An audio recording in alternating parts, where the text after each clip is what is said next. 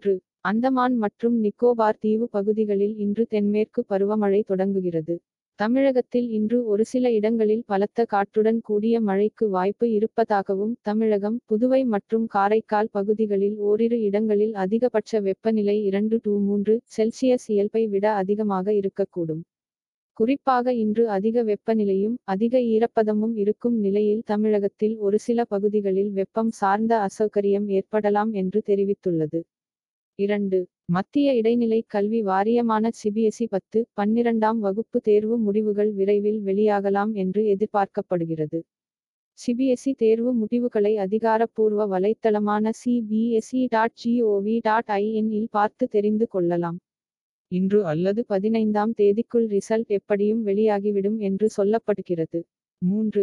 அமெரிக்காவில் விற்கப்படும் பெரும்பாலான ஐபோன்கள் இந்தியாவில் இருந்து தயாரிக்கப்படும் என ஆப்பிள் சிஓவான டிம் குக்கும் ஏற்கனவே நம்பிக்கை தெரிவித்திருந்தார்.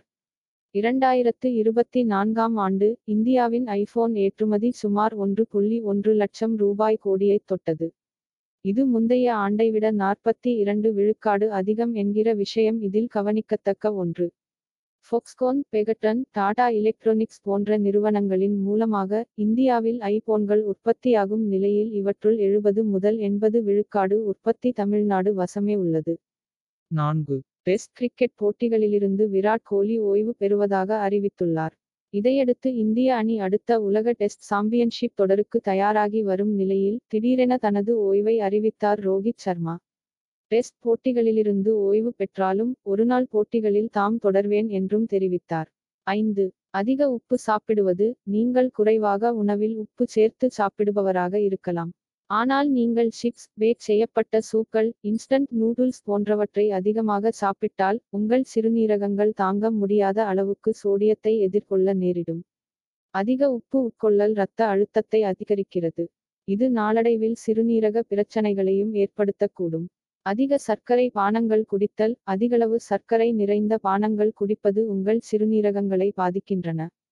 அதிகப்படியான சர்க்கரை உடல் பருமன் மற்றும் இன்சுலின் எதிர்ப்புக்கு வழிவகுக்கும். டைப் 2 நீரிழிவு மற்றும் சிறுநீரக பாதிப்புக்கான உங்கள் ஆபத்தை அதிகரிக்கும். அடிக்கடி சிறுநீர் கழித்தல், விவரிக்க முடியாத எடை இழப்பு மற்றும் வறண்ட, அரிப்பு தோல் உள்ளிட்ட அறிகுறிகள் இருந்தால் கவனம் தேவை. சர்க்கரை பானங்களை குறைத்து தண்ணீர், தேங்காய் தண்ணீர், இனிப்பு சேர்க்காத மூலிகை தேநீர் அல்லது புதினா, எலுமிச்சை அல்லது வெள்ளரிக்காய் கலந்த ஜூஸ் ஆகியவற்றை அருந்துங்கள். 6. ஜூன் மாதம் முதல் சென்னையில் மின்சார பேருந்துகள் அறிமுகப்படுத்தப்படவுள்ள நிலையில், மின்சார பேருந்துகள் இயக்கப்படவுள்ள 5 பணிமனைகளில் ஒன்றான பெரும்பாக்கத்தில் உள்ள மாநகர போக்குவரத்து கழகத்தின் எம்.டி.சி. பணிமனைக்கு புதிய மின்சார பேருந்துகள் வரத் தொடங்கியுள்ளன. 625 தாழ்தள மின்சார பேருந்துகளை கொள்முதல் செய்தல், வழங்குதல், இயக்குதல், பராமரித்தல் ஆகியவற்றை மொத்த செலவு ஒப்பந்த அடிப்படையில் அசோக் லேலண்டின் துணை நிறுவனமான ஓம் குளோபல் மோபிலிட்டி பிவிடி-க்கு எம்.டி.சி. வழங்கியுள்ளது. உலக வங்கி ஆதரவுடன் சென்னை நகர கூட்டாண்மை திட்டத்தின் கீழ் இந்த மின்சார பேருந்துகள் கொள்முதல் செய்யப்படவுள்ளன.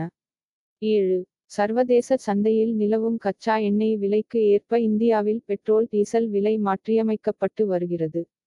அந்த வகையில் சென்னையில் இன்று 1 லிட்டர் பெட்ரோல் ரூ.100.80க்கும் டீசல் 92.39 ரூபாய்க்கும் விற்பனை செய்யப்படுகிறது.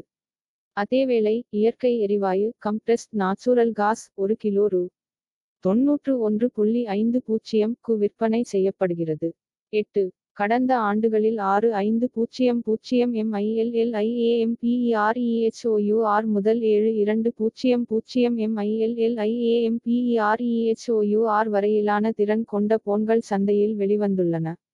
தற்போது அதிலிருந்து ஒருபடி மேலே சென்று ஸ்மார்ட் போன் தயாரிப்பு நிறுவனமான ரியல்மி 1000 MILLIAMPEREHOUR திறன் பேட்டரியை கொண்டுள்ள ஸ்மார்ட் போனை வடிவமைக்க உள்ளது.